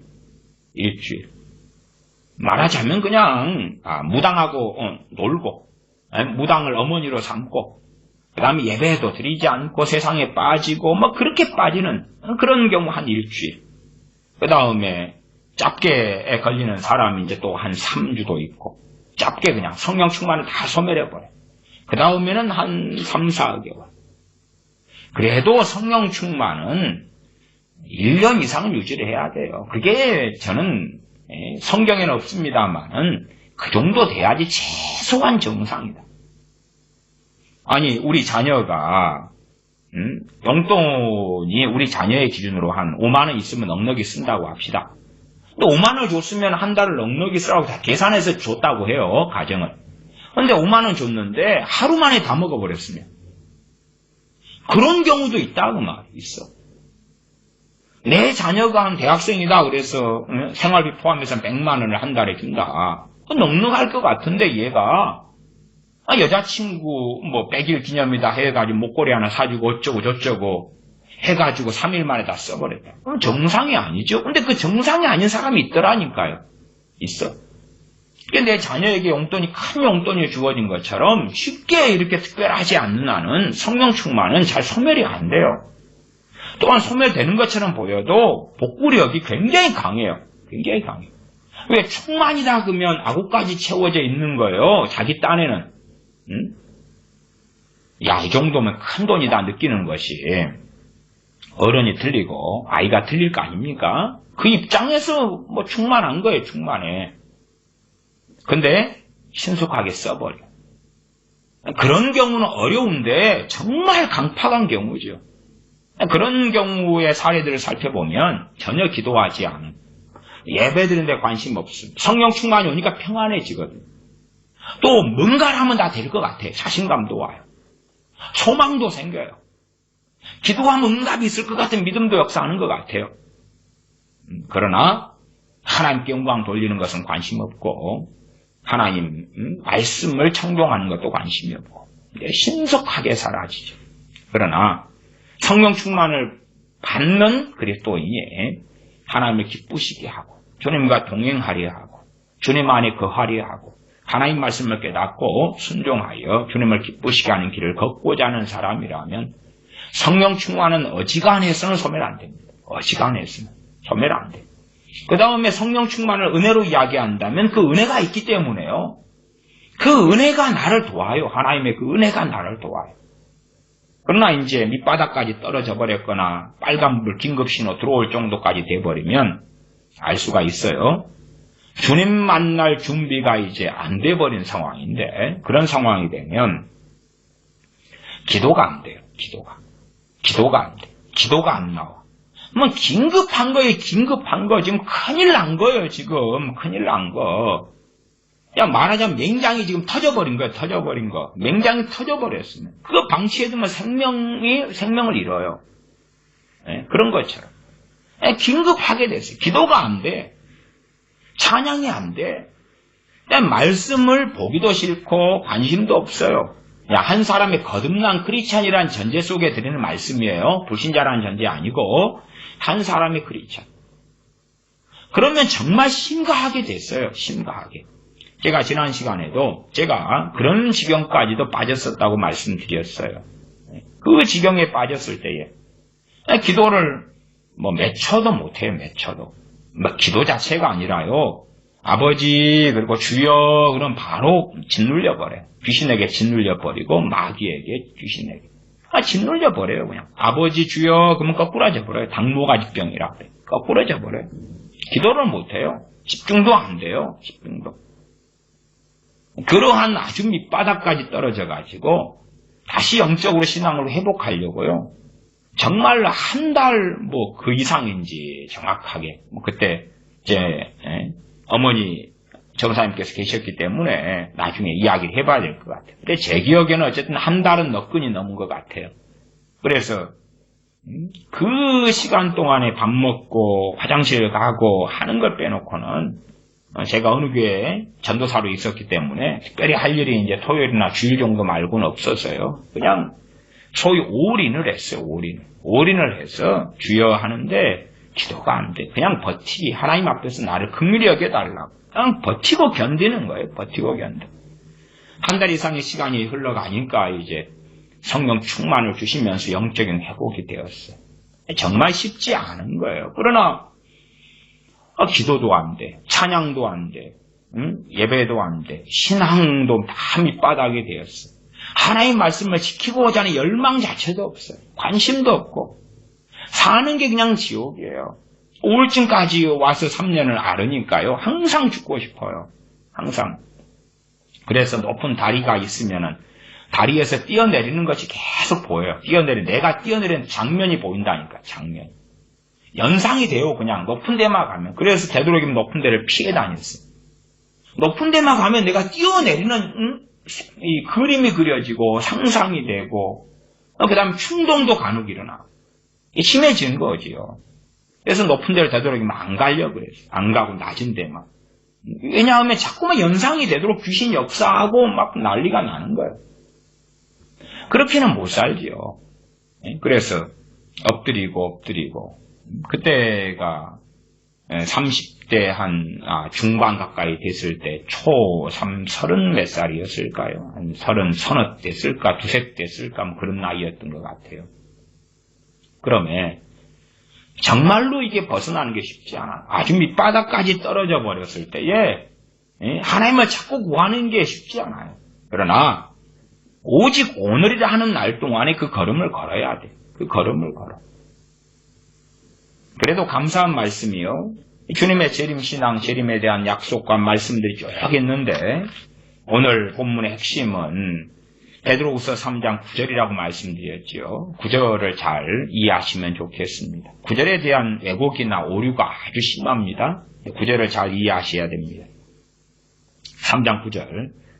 주의 약속은 어떤 이에 더디다고 생각하는 것 같이 더딘 것이 아니라, 우리는 너무 더디다고 생각하고 2000년이 흘렀단 말이에요. 더딘 것이 아니라 오직 너희를 대하여 오래 참으사 아무도 멸망치 않고 다 회개하기에 이르기를 원하시느니라. 아무도 멸망치 않고 다 회개하기에 이르기를 원하시느니라. 여기에서 이제 오류가, 오해와 곡해가 몇 가지 있습니다. 첫 번째, 주님의 재림이 지연되는 이유가 다 세상 사람이 다 구원받게 하려고 그런다. 오류입니다. 틀린 이야기입니다. 지난 시간에도 설교해드렸습니다. 여기에서 대상은 오직 너희입니다. 너희가 누굽니까? 기독교인들입니다. 세상 사람 아닙니다. 세상 사람과 하나님의 자녀에 대해서 명확하게 하나님께서는 구별하고 계십니다. 그래서 세상 가운데 나와서 구별하여 따로 있으라고 우리에게 말씀하시지요. 오직 너희를 대하사, 너희입니다. 너희. 세상 사람을 대하사가 아닙니다. 세상 사람을 대하사가 아니. 누굽니까? 너희. 누구예요? 크리스천입니다. 크리스천. 베드로후서 3장 1절 2절을 보겠습니다. 그 너희가 누구냐? 명확하지요. 베드로후서 1장 1절 2절. 예수 그리스도의 종과 사도인 시몬 베드로는 우리 하나님과 구주 예수 그리스도의 의를 힘입어 동일하게 보배로운 믿음을 우리와 같이 받은 자들에게 편지합니다. 보배로운 믿음, 우리 주 예수 그리스도의 의에 힘입어 보배로운 믿음을 우리와 같이 받았다. 주님을 구주로 믿는 믿음을 받았다 그 말이에요. 이 주님 믿는 믿음은요, 마치 착각 가운데서 우리가 스스로 믿고 결정하고 결단하고 소위 영접기도 하고 우리가 만들어내는 것 같지만, 그러나 베드로후서 1장 1절이나 또한 야고보서 2장 1절이나 유다서 같은 말씀은 우리가 만들어낸 것이 아니라 받은 믿음이라고 말씀해요. 받은 믿음. 받은 믿음이에요. 받은 믿음. 이 받은 믿음을 이제 잘못 가면 감리교나 요한 웨슬리 목사님 같은 경우는 우리가 스스로 만들어내는 믿음이라고 착각을 하는 경우가 생겨요. 왜냐하면 우리가 믿기로 결단하고 믿을 때에 그 믿음이 주어져서 이 굉장히 동일하게 벌어지는 사건과 일이 되거든요. 그래서 이건 믹서되어 가지고 체험상으로 생각할 때는 내가 주님 믿기로 할 때 믿어져 버렸다. 내가 믿은 거다. 그렇게 할 소지가 아주 크다 그 말이에요. 그렇게 한 걸음, 두 걸음, 세 걸음 더 나아가다 보면 함정에 빠져버려. 함정에. 말하자면 구원을 내가 결정하는 것으로 가버려. 내가. 그러나 하나님의 은혜와 긍휼로 이 보배로운 믿음이 주어지는 것입니다. 그리고 이제 보편적으로는 말씀을 통하여 우리에게 믿으라고 말씀하시는 영역들이 있어요. 병의 치유라든지 기도의 응답이라든지 많은 것도 우리가 믿어야 될 거예요. 말씀을 통해서. 또한 거기에는 성령의 도우심이 필요하지요.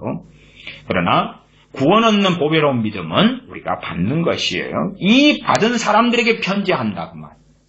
그러니까 정말 거듭난 사람들이라는 걸 알 수 있어요.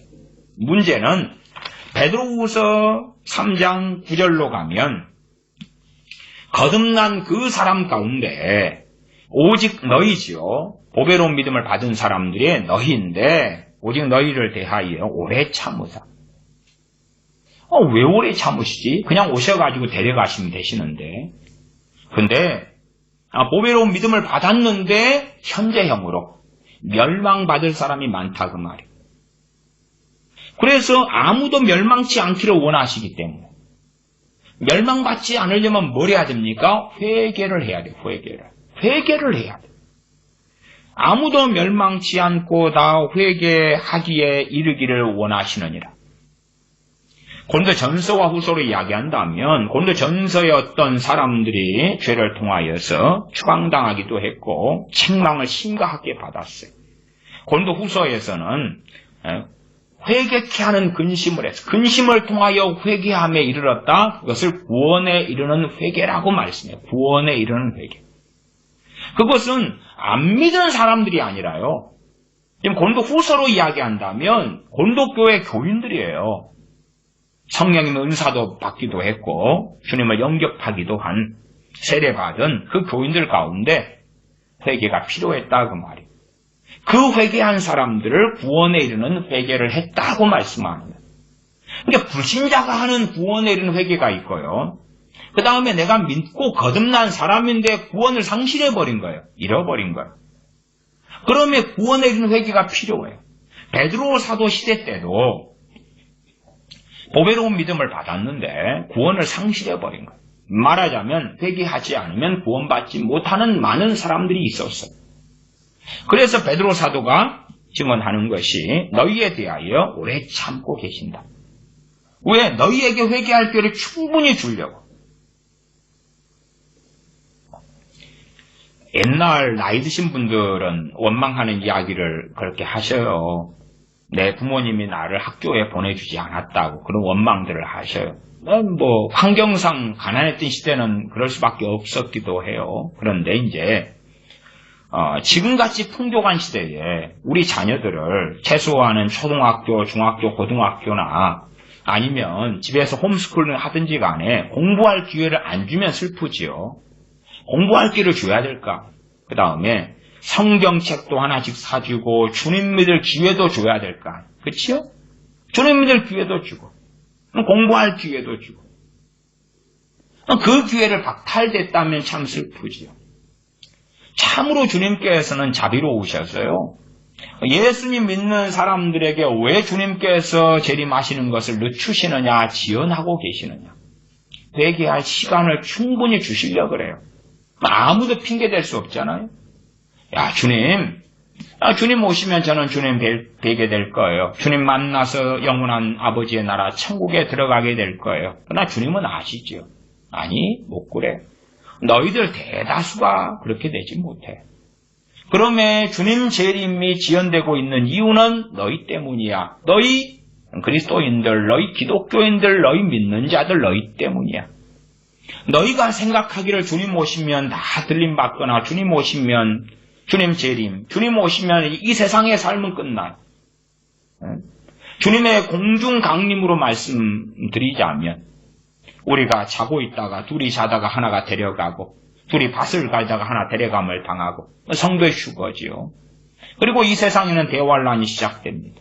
대환란에 들림받지 못한 사람들은 주님께서 너희들은 나를 믿는 자가 아니다. 그러면 세상 사람들이 겪는 그 비극과 함께 남겨지는 거예요.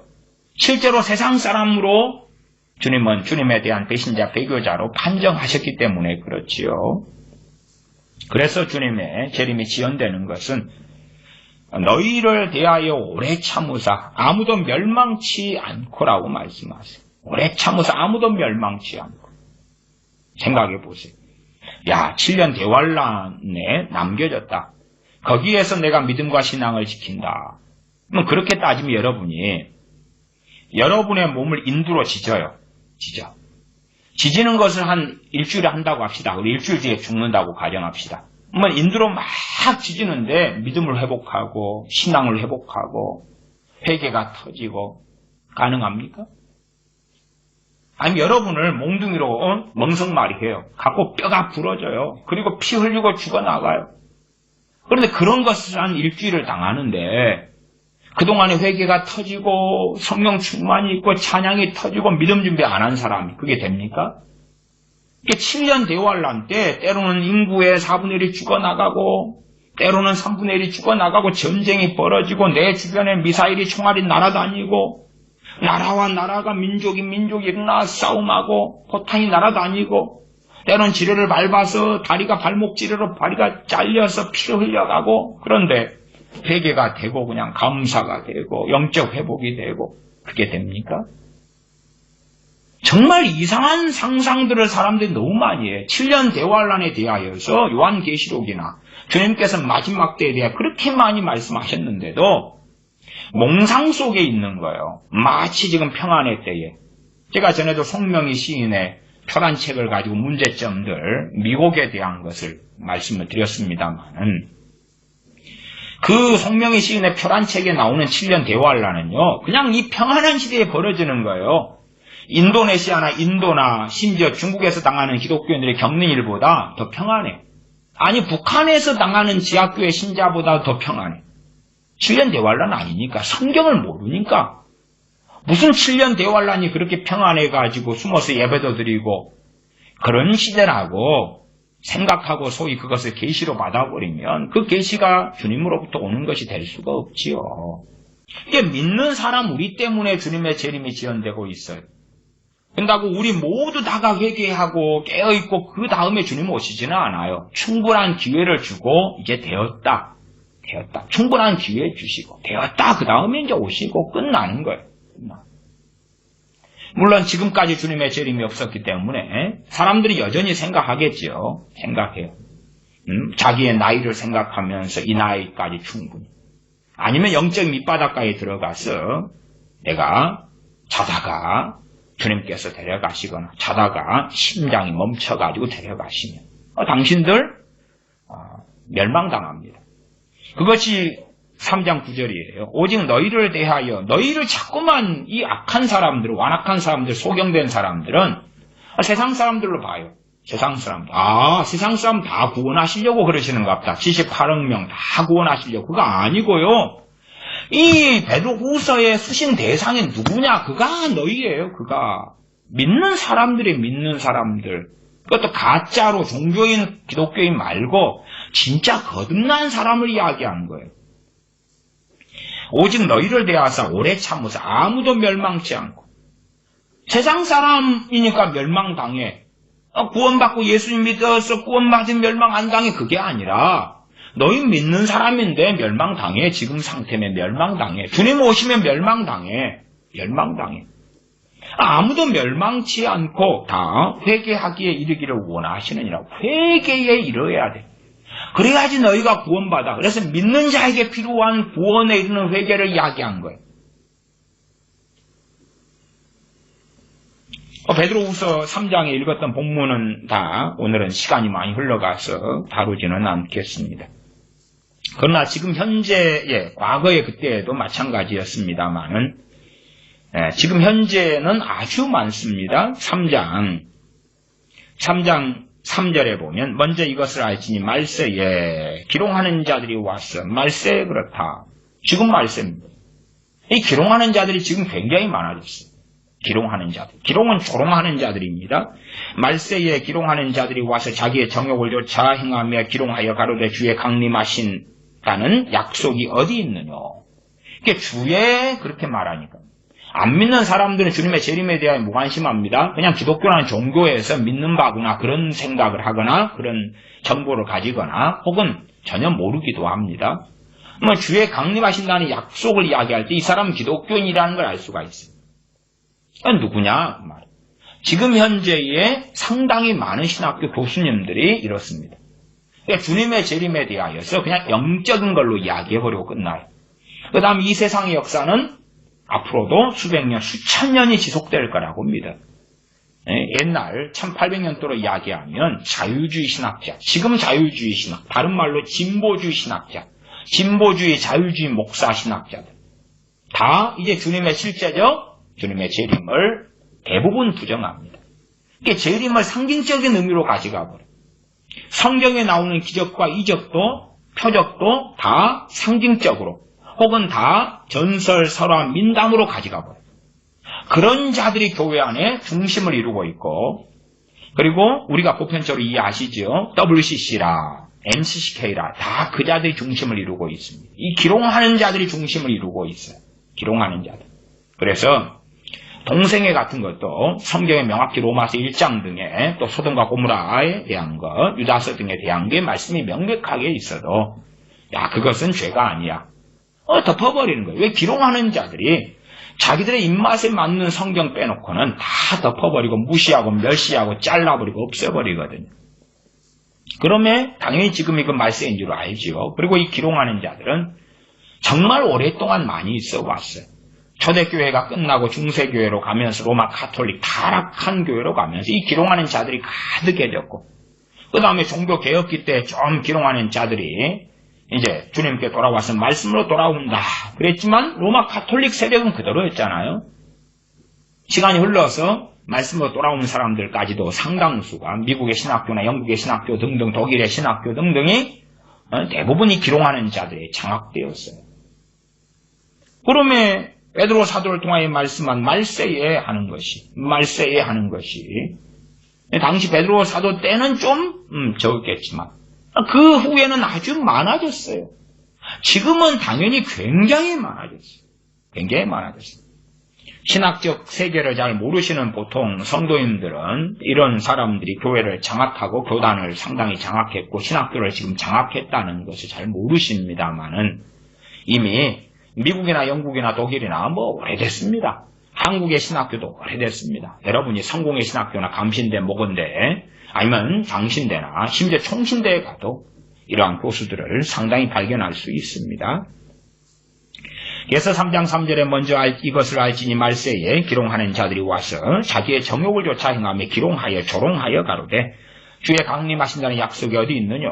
조상들이 잔 후로부터 만물이 처음 창조할 때와 같이 그냥 있다 하니 이는 하늘이 옛적부터 있는 것과 같이 땅이 물에서 나와 물로 성립한 것도 하나님의 말씀으로 된 것을 저희가 일부러 잊으려 함이로다.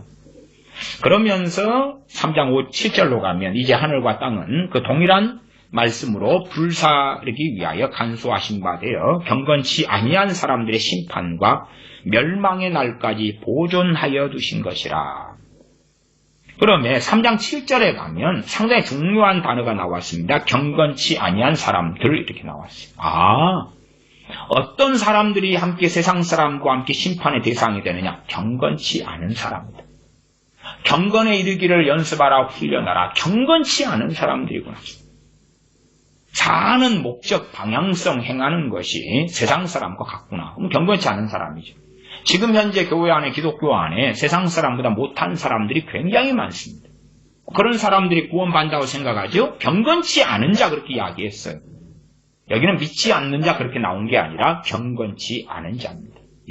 저 사람은 왜 저리 입에 다는 게 욕설이고 거짓말이고 사기고 선동이고 저런 거짓말이 가득하지. 저렇게 악하지. 저렇게 남의 돈을 떼먹지. 저렇게 거짓말이 능하지. 경건치 아니한 사람들의 심판이에요. 심판. 멸망의 날까지 보존하여 두신 것이라. 언제까지 보존됩니까? 심판 때까지. 불로 심판하시는 그날까지. 그러시면서 3장 8절이죠. 사랑하는 자들아, 죽게는 하루가 1000년 같고 1000년이 하루 같은 이 한 가지 잊지 말라. 정말 오래 남은 것 같아도 어느 때가 되면 하나님이 작정하신 어느 때가 되면 그냥 바로 시행해 버린다 그 말이에요. 그냥 바로 주님 재림이 그 다음에 불로 심판하시는 것이 바로 일어나 버린다 그 말이에요. 시간만이 남았겠는데? 아니, 어떤 교인 상당했던 목사는 그 사람이 생각하는 것은 7년 대환란 다음에 주님의 재림과 성도 휴거가 있다고 주장해요. 그래서 항상 하는 말이 평안하다, 안전하다, 괜찮습니다. 주님 재림은 7년 대환란 후기 때문에 앞으로 7년 동안은 주님 재림 없습니다. 7년 동안은 주님 재림 없습니다. 그러면 2명이 자다가 하나 데려가고 2명이 밭을 가다가 하나 데려가는데 7년 대환란을 성도가 견뎌낸다면 세상 사람들과 같은 불로 심판을 당한다는 건데 얼마나 참담합니까? 7년 대환란 동안에 무슨 밭을 갈고 무슨 잠을 평안하게 자겠습니까? 어느 때에 이제 1000년이 하루 같고 하루가 1000년 같아서 한순간에 짱내버리신다 그 말이에요.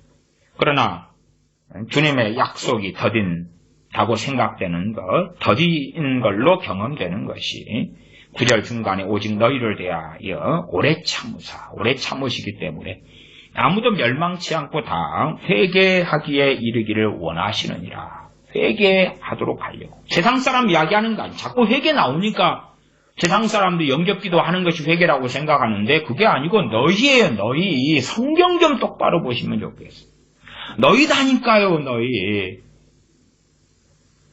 주님 사랑이었고 주님 중심으로 살게 되지 않고 세상 근심과 염려에 찌들고 하나님을 찬양하지 않고 세상으로 가득 차고 그러면 주님이 지금 그러한 나를 참고 계시는 거예요. 그러나 언제까지는 참지 않으셔요. 언제까지는. 그리고 어느 때 끝내버리시면 나는 멸망에 들어가는 거예요. 영원한 멸망 속에 들어가는 것입니다. 그런데 주님께서 재림에 오시면, 아니면 내가 나이가 들어 인생이 끝나면 구원받겠지, 구원 얻겠지, 천국에 들어가겠지. 말도 안 되는 이야기입니다. 말도 안 되는 것이. 그 뒤에는 3장 12절로 건너가면 하나님의 날이 임하기를 바라보고 간절히 사모하라. 하나님의 날, 여기서 하나님의 날은 세상은 무서운 진노의 날이 되지만 또 동시적으로 참된 하나님의 자녀들에게는 구원의 날이 되고 주님 배움는 날이 되죠. 성도의 휴거가 있는 날이 됩니다. 그러면 하나님의 날이 임하기를 바라보고 간절히 사모하라. 성경에도 하나님의 날이 그런 이중적, 다중적으로 쓰일 때가 참 많았습니다. 세상에는 불로 심판하는데 하나님의 자녀들에게는 이제는 구원의 날이 되어서 주님과의 혼인잔치에 들어가고 그 기쁨 속에 참여하게 되어지지요. 간절히 사모하라. 간절히 사모하는 이것 아닌 것이 얼마나 우리는 많습니까? 그렇다면 우리는 성령 충만한 삶을 살지 못하게 됩니다. 그날에 하나님의 날이지요. 하늘이 불에 타서 풀어지고 체질이 뜨거운 물에 녹아지려니, 체질은 이 지구의 구성 물질들의 이야기예요. 그러면 지진이 일어나고 마그마가 솟구쳐 오르고 섬이 이동하고 움직이고, 이것을 어리석은 사람들은 뭐 지구온난화로 어쩌고 저쩌고 말장난하겠지요. 그날에 하늘이 불에 타서 풀어지고 태양의 3분의 1이 어찌 되고, 그러면서 난리가 나고 뜨거운 더위 속에서 대기가 타오르고 그리 되겠지요. 13절 우리는 그의 약속대로 의에 거하는 바 새 하늘과 새 땅을 바라보도다. 14절 그러므로 사랑하는 자들아, 너희가 이것을 바라보나니 주 앞에서 점도 없고 흠도 없이 평강 가운데서 나타나기 힘쓰라. 평강 가운데, 주님 평안한 가운데 주님 배웁기를 힘써야 된다 그 말. 그렇지 않으면 안 되지. 제가 항상 인용하는 요한계시록 2장 3장의 말씀을 보겠습니다. 요한계시록 2장 3장입니다. 이것이 우리가 해야 될 회개를 이야기하는 것이, 우리가 해야 될 회개. 왜? 계시록의 이 교회들, 7교회죠. 소아시아 7교회들 가운데 어떠한 교회는 준비가 되었는데, 그 교회는 교인들을 이야기하죠. 건물을 이야기하는 게 아니라 거기에 교회 믿는 자들은 준비가 되었는데 어떤 교회들은 대다수가 준비되지가 않았다 그 말이에요. 그 이야기가 베드로후서 3장의 말씀이에요. 너희가 아무도 멸망케 되기를 원치 않는다. 너희가 다 회개하여 멸망치 않고 구원에 이르기를 원하신다는 말씀이 되어지는 것입니다. 계시록 2장으로 가면 2장 에베소 교회에 주시는 말씀에서 2장 5절로 갑니다. 2장 4절 5절 그러나 너를 책망할 것이 있나니 너의 처음 사랑을 버렸느니라. 그러면 처음 사랑을 버린, 주님에 대한 이 사랑이 없는, 주님에 대한 사랑이 없는, 아버지에 대한 사랑이 없는 사람, 주님 오시면, 죽으면 준비됩니까? 안 됐습니까? 안 됐습니다. 안 됐어요. 배울 수 없습니다. 그런 사람이 이제 아이고 세상 너무 고달파, 죽으면 천국 가 있을 거야. 아닙니다. 멸망당의 지옥에 가 있는 걸 보게 됩니다. 주님이 지금, 이건 주님이 직접 하신 말씀이에요. 자신의 마지막 살아있는 사도 요한을 통해서 말씀하신 예수 그리스도의 계시입니다. 요한이 받은 계시라 그래서 성경 이름이 요한계시록 그랬지만은 성경은 명백하게 이것은 예수 그리스도 우리 주님의 계시가 됩니다. 주님의 계시. 2장 5절에 너의 처음 사랑을 버렸느니라는 4절에 이어서 그러므로 어디서 떨어진 것을 생각하고 회개하여 처음 행위를 가지라. 만일 그리하지 아니하고 회개치 아니하면 내가 내게 임하여 내 촛대를 그 자리에서 옮기리라. 옮기겠다. 또한 2장 10절로 가면 서문학교에 주는 말씀이에요. 서문학교에. 이 서문학교에는 내가 내 환난과 궁핍을 아노니 실상은 너가 부요한 자니라. 그렇게 2장 9절에 말씀하는 칭찬받는 교회입니다. 근데 그 칭찬받는 교회라도 항상 그런 게 아니에요. 지금 현재 내 믿으면 내일도 그러는 건 아닙니다. 이 서문학교회에 환난과 궁핍이 있지만 또다시 환난이 찾아온다 그 말. 그런 가운데 어떤 사람들은 주님을 부인하게 될 것입니다. 2장 10절에 너가 장차받을 고난을 두려워 말라. 어떤 사람들은 이제 이 정도가 내 맥시멈입니다. 근데 또 고난이 찾아온다. 또 고난이 서문학교에 찾아와요. 아니 실상 부유한 자라고 했으면은 세상에 부여도 주시고 평안도 주시고 잘 먹고 잘 살게 해주시는데 아니 또 고난 온다고요? 또 고난요? 아니 또 고난 와. 그러나 두려워하지 마라. 고난이 없기를 바라는 사람 오면 자빠지겠죠. 이제 이 정도면 다 됐다. 시험 통과 합격. 그러한 운명론은 비성경적이고 거짓말입니다. 너가 장차받을 고난을 두려워 말라. 볼지어다 마귀가 장차 너희 가운데서 몇 사람을 오게 던져 시험을 받게 하리니 너희가 10일 동안 환난을 받으리라. 내가 죽도록 충성하라. 그리하면 내가 생명의 멸류관을 내게 주리라. 죽도록 죽는 그 순간까지도 환난당하고 핍박당해서 죽임당하는 그 순간까지도 내게 충성하라 그 말이에요. 뭐 죽을 힘을 다해서 교회 봉사해라 그건 거짓말이고요. 환난과 핍박과 고난의 때에 너희가 죽임을 당하더라도 나를 부인하지 말고 내게 일편단심으로 충성을 보여라.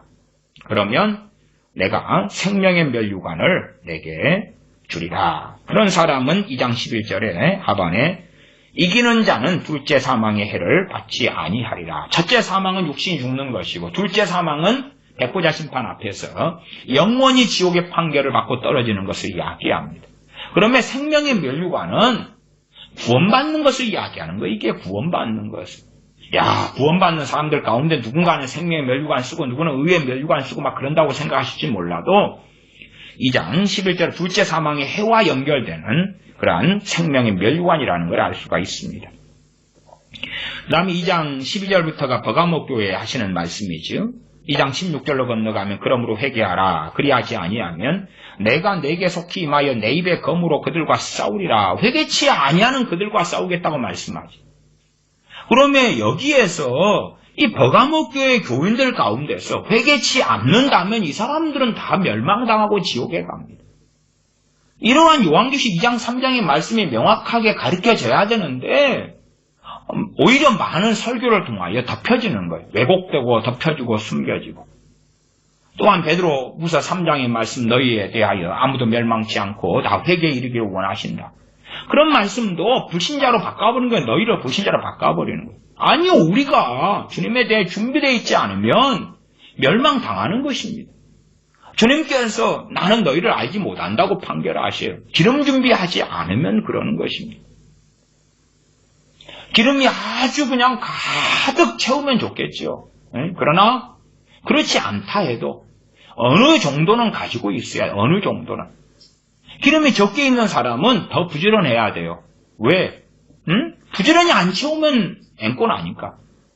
기름이 넉넉 있는 사람은 뭐 좀 잊고 살아도 되겠죠. 사실은 이제 성령 충만하고 그런 면에서 다른 건데 성령 충만하면 회복력이 너무 좋아요. 아주 만땅까지 그냥 가득 차 있는 경우는 회복력이 정말 좋아요. 그러나 이제 점점점 떨어져 가서 회복력이 적어요. 돈으로 이야기하면 은행 적금으로 설명하겠습니다. 개발도상국 같은 데는 은행 적금 이자가 참 많이 줘요. 그래서 5%, 7%까지도 줍니다. 그러면 거기에 이제 돈을 한 10억을 적금에 넣었다. 은행이자 한 5%라고 합시다. 대한민국은 없는 일이고 선진국은 없는 일입니다만은 개도국에서는 많이 줍니다. 그러면은 10억을 적금했는데 은행이자가 5%야. 그러면 그것만 가지고도 넉넉히 살겠죠. 그런데 1억을 적금했어요. 거기에 5%가 은행이자예요. 그러면 넉넉히 살지는 못할 거예요. 기껏해야 한 달에 뭐 몇십만 원 나오겠나요? 뭐 그럴 거 아닙니까? 근데 내가 원금이 적어요. 100만 원을 저축했어요. 100만 원을. 그 다음에 은행이자가 100만 원에 대해서 5%예요. 그러면 정말 아무것도 아니잖아요. 100만 원 5%면 1년 동안의 전체 이자가 5만 원 나오는 거죠. 5만 원. 5만 원이면 한 달로 나누면 도대체 5천 원도 안 되는 4천 원이나 되는 돈일 뿐이잖아요. 의미가 없어요. 그런 것처럼 성령 충만이 점점점 떨어지고 적어지고 그래서 나란 그릇 안에 성령님의 채우심이 약해지고 적어지면 그러면 점점 시간이 흘러가야 돼. 빨리 리필해야 돼. 가득히 채워놓으면 성령 충만은 더 많은 더 큰 은혜들을 가지고 오게 됩니다. 그러면 요한계시 2장 3장에서 회개하라고 말씀하는 그들 그들이 회개하지 않으면 그들은 멸망을 당합니다. 주님 오실 때에 멸망을 당해. 회개하지 아니하면, 회개치 아니해도 살아날 것이다. 말도 안 되는 이야기입니다. 3장만 읽고 말씀을 마무리하겠습니다. 3장 1절 읽습니다. 사대교회의 사자에게 편지하기를 하나님이 7영과 7뼈를 가진 이가 가라사대 내가 내 행위를 아노니 너가 살았다는 이름은 가졌으나 죽은 자로다. 우리 주님께서 하나님이 7영과 7뼈를 가지셨다고 말씀하지요. 사대교회는 너가 살았다는 이름은 가졌으나 죽은 자다. 살았다는 이름이 그리스도인이다 그 말이 성도라 그 말인데 죽은 자다. 이 자들은 구원받지 못하지. 사실은 이런 사람들이요 지금 교회 안에 가득합니다. 교회 안에 가득해. 우리 자녀들은 다 대부분 이런 경우에 주님도 사랑하지 않지, 진리의 걸음을 걸으려는 마음도 없지, 뜨겁게 찬양하고 기도하고 하나님을 섬기지도 않지. 3장 2절 너는 일깨워 그 남은 바 죽게 된 것을 굳게 하라. 너 죽게 되었다. 정신 차리라 그 말이 일깨워서.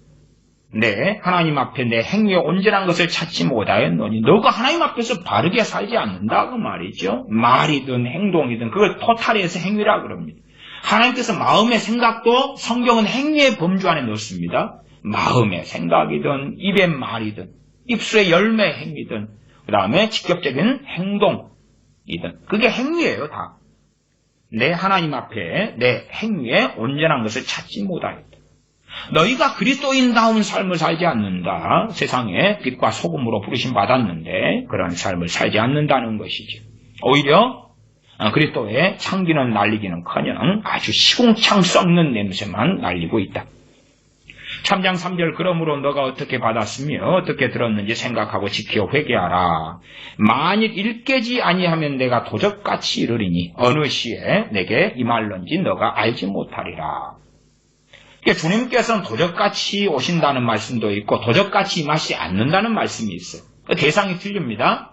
세상에 대해서나 멸망받을 자들 믿는다고 하지만 사대교회처럼 교인들처럼 죽어버린 신앙을 가진 사람들에게는 도적같이 임하신다고 말씀하고요. 깨어있는 사람들에게는 주님께서 도적같이 임하지 않는다고 말씀해요.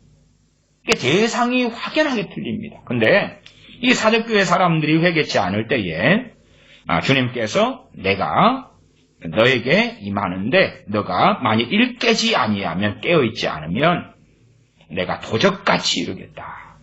어느 시에 내게 임할런지 너가 알지 못하리라. 주님께 도적같이 임하시면 끝나는 거예요. 끝나는 거예요. 영원한 멸망에 들어갑니다. 지금 시대의 목회자나 교인들이나 또한 신앙 서적들이 하는 거짓말들은 주여주의하고 영접기도 했기 때문에 천국 간다는 그 거짓말로 만연합니다. 아니 요한계시록에 주님이 직접 하신 이 말씀들이 얼마나 많은데 그 거짓말을 짓거리는지 상상을 할 수가 없어요. 얼마나 완악해야지, 얼마나 미혹되어 있어야지 그 거짓말을 하겠느냐 그 말. 주님의 재림 지연 이유가 우리에게 회개할 기회를 주시려고 그러는 거예요. 우리 믿는 사람들이요, 세상 사람들 아니에요. 아니요. 예수님 믿는 사람들이에요. 중동 지역 아니에요. 이란 지역, 인도네시아, 인도, 중국 아니에요. 그 중에서 믿는 사람들, 그 다음에 우리 예수님 믿는 사람들, 소위 최소한 거듭난 사람들을 이야기하는 종교인들 말고 거듭난 크리스천들이 이제는 기름을 다 잃어버리고 소실해버리고 다 써버렸어요. 그 은혜를 소멸해버렸어요. 그러면 진심으로 찬양하지도 않고 기도하지도 않고 주님을 사랑하지도 않고 하나님의 말씀을 깨닫고 알아서 어찌하든지 간에 말씀을 순종하며 하나님을 기쁘시게 하며 너희가 먹든지 마시든지 무엇을 하든지 하나님의 영광을 위해서 하라. 그의 나라와 그의 의를 구하라. 그런 삶하고는 아무 관심도 신경도 안 쓰는 사람들. 그냥 자기 인생이 전부 다이고 젊으니까 수십 년 살겠지 미래나 꿈꾸고. 그런데 어쨌든 거듭난 믿는 사람이라고 치면 그들 때문에, 그러한 우리들 때문에 주님의 재림은 지연되고 있다 그 말이에요. 그러나 이 사대교회에도 3장 4절에 보면 그러나 사대에 그 옷을 더럽히지 아니한 자 몇 명이 내게 있어. 이게 몇 명만 이때 주님 오시면 몇 명만 사대교회 교인들이 상당히 많았을 거예요. 소아시아 지역의 사대 지역에 어떤 특정한 예배당 건물의 사대교회를 이야기하는 거 아니에요. 사대 지역에 믿는 모든 사람들을 사대교회라 그런 거예요. 건물 짓는 교회로 가지 않았는데 나중에 이런 지역도 건물 짓는 교회로 가고 그러면서 신앙을 설하겠다고 제가 말씀드렸습니다. 그러면 이때 주님께서 오신다면 사대교회 교인들이 사대 지역의 교인들이 많이 있었는데 그중에 몇 명만 준비되었다. 몇 명만 기름 준비되었다. 몇 명만. 요한계시록 뒤쪽만 한 번 더 보겠습니다. 요한계시록 21장입니다. 요한계시록 21장 7절 8절입니다. 7절 8절. 이기는 자는 이것들을 유업으로 얻으리라. 이기는 자 이야기하니까 이기는 자 어디서 많이 봤죠? 요한계시록 2장 3장에서 소아시 7교회에서 이기는 자는 이야기했죠. 그러면 대상이 크리스천이구나 이게. 세상 사람 안 믿는 사람은 이기는 자 지는 자 말할 게 없어요. 이미 사단에게 속해 있기 때문에. 그가 주님께 돌아와야지 이제 믿는 자가 되고 거기에서 승리하는 삶을 살아야지 이기는 자가 되거든요. 이기는 자는 이것들을 유업으로 얻으리라. 나는 저의 하나님이 되고 그는 내 아들이 되리라. 이건 하나님 아버지께서 하신 말씀입니다. 8절. 그러나 두려워하는 자들과 믿지 아니하는 자들과 흉악한 자들과 살인자들과 행음자들과 술객들과 우상 숭배자들과 모든 거짓말하는 자들은 이게 지는 자들이죠. 지는 자들. 지는 자들. 이기는 자. 말하자면 소아시아 7교회가 기본 베이스가 돼가지고 말씀이 증거되고 있어요. 이 요한계시록이. 요한계시록에 그 소아시아 7교회에게 편지만 보내 끝난 게 아니라 뭐가 전문이 다 갔겠어요? 이 계시록이 전문이 다 간 거예요. 이게 전문이 다 간 거예요. 그러면 거기에서 2장 8절에 서두에 그러나 두려워하는 자들과 믿지 아니하는 자들 그러니까 믿지 않는 자들 불신자? 아니 그 소아시아의 7교회라면 거기에서 이제 지금은 제대로 하나님을 믿지 않게 된 자들이지. 주님의 재림에 대해 기롱하는 자들부터 시작해서 자유주의 신학자든 자유주의 목사든 WCC 목사든 어쩌든 저쩌든 그런 상당한 사람들 다 포함되는 것이죠. 두려워하는 자들 어디에 뭘 두려워하고 삽니까? 세상살이죠. 세상살이. 세상살이에서 자기의 두려움의 원인과 이유가 있는 거예요. 행복의 원인과 이유가 있어요. 그 두려움을 이야기합니다. 신령한 거룩한 하나님에 대한 두려움, 경외함을 이야기하는 것이 아닙니다. 믿지 아니하는 자들, 신앙으로 믿음으로 안 살아요. 말로만 주여 하는데 믿음으로 살지 않아요. 믿음이란 그의 지적인 동의에 불과하지요. 흉악한 자들, 믿는다고 하는데 흉악하네.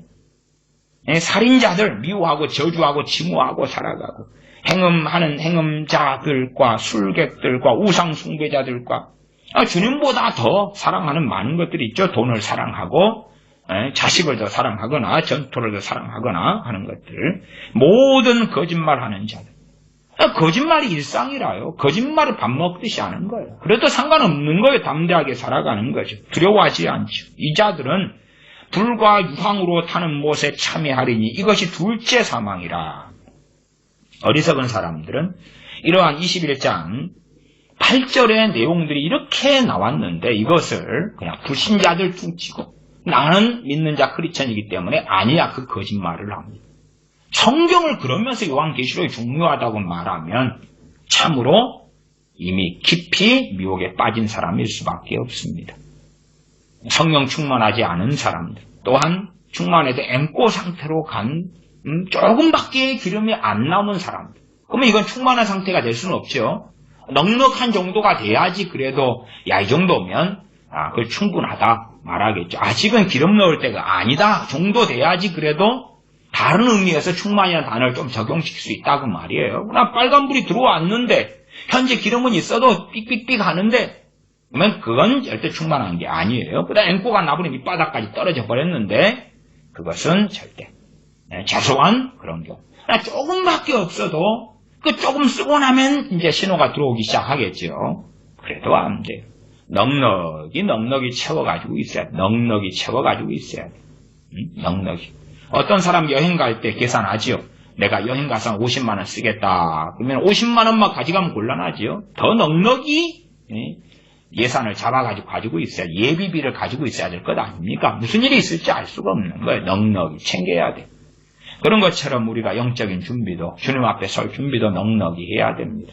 우리의 삶에 앵꼬가 나고 바닥까지 나서 참으로 막 우울증이 찾아오고 죽고 싶고, 그리고 기도도 안 되고 찬양도 안 되고 말씀도 사랑하지 않고 내게 떠돌아다니는 것은 그냥 근심과 염려와 좋은 걸 먹어도 마시지도 않고 살아도 사는 것도 아니고 죽어도 죽는 것도 아니고 그렇게 살아가면 그런 사람은 영원한 멸망밖에 기다리고 있지 않습니다. 그러나 그러한 나를 사랑하셔서 주님 재림하시는 것을 늦추고 계시다는 이야기. 나에게 자비하셔서 우리에게 너무 자비하시고 긍휼히 여기셔서 주님 오신다는 그 약속이 있지만 아직도 그 약속을 행치 않고 계시다는 것을 기억하셔야 됩니다.